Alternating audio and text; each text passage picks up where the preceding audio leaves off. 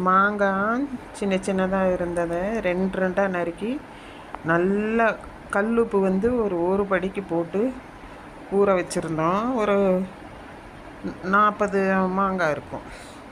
ரெண்டு ரெண்டாக நறுக்கி போட்டு அந்த பருப்பு உள்ளே இருக்கிறதோடவே தான் போடுவோம். அது நல்ல உப்பில் ஊறி எப்படி ஒட்டி கிடக்குது பாருங்கள். வெயிலில் ஒரு 10 நாள் அப்படியே ஊற வச்சு எடுத்து அதுக்கப்புறம் வெயிலில் காய வச்சு இப்படி இருக்குது. இது மறுபடியும் நம்ம இதை இப்படி பிச்சு போடணும். இப்படி பிச்சு போட்டு மறுபடியும் இருக்கிற ஈரப்பதமெல்லாம் போகிற அளவுக்கு காய வச்சு எடுத்து வச்சுக்கணும். ஃபுல் சால்ட் இதில் இருக்கும்.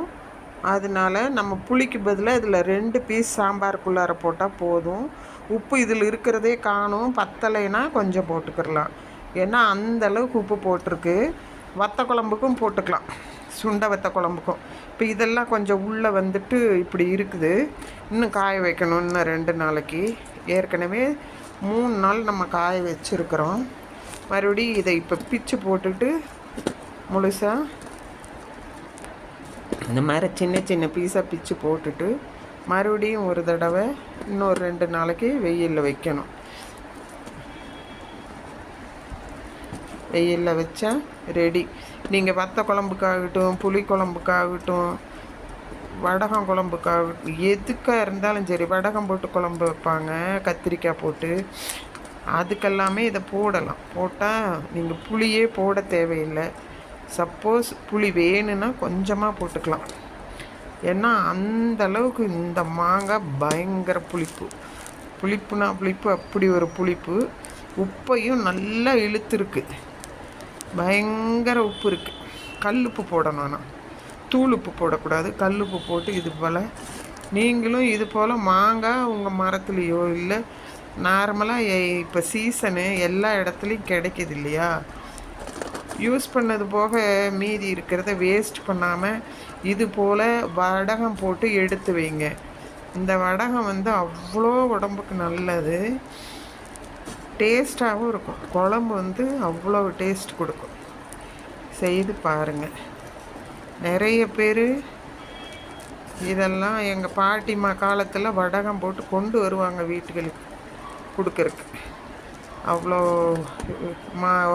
வருஷத்தில் ஒரு தடவை கருவாடு இது இந்த மாதிரி வடகம் அப்பளம் எல்லாம் கொண்டாந்து கொடுத்துட்டு போவாங்க.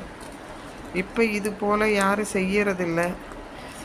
ஆனால் இது உங்களுக்கு வெயிலில் காய வைக்கும்போது இது போல் தட்டில் போட்டுட்டு இது மாதிரி நம்மக்கிட்ட லேசாக துப்பட்டா இருக்கும்ல, அதை வந்து நான் காகமோ இதோ பறவைகளோ உட்காராமல் இப்படி தான், இது வந்து காட்டன் துப்பட்டா யூஸ் பண்ணாதது. இதை வந்து நான் இது போல் போட்டு தான் காய வைக்கிறேன் வெயிலில் காய வைக்கும்போது. அதனால் கொஞ்சம் டிலேவாக காயும். ஆனால் வந்து தட்டோட சூடு இருக்கு இல்லையா, அதனால் எப்படியும் ஒரு வாரம் எடுக்கும். அதனால் பறவைகளோட எச்சமோ இதோ இதெல்லாம் படாது. இதையே வந்து கொத்த போகிறதில்ல. இருந்தாலும் இங்கே புறா நிறைய இருக்குது. அதனால் நாங்கள் எப்போவுமே ஏதாவது காய வச்சா இது போல் தான் போட்டு காய வைக்கிறது. ரொம்ப சூப்பராக இருக்கும். குழம்பு செய்யும்போது பயங்கர டேஸ்ட்டாக பாருங்கள். இது மாதிரி உங்கள்கிட்ட நிறைய மாங்காய் இருக்குங்கிறவங்க வேஸ்ட் பண்ணாமல் இது போல் பண்ணுங்கள்.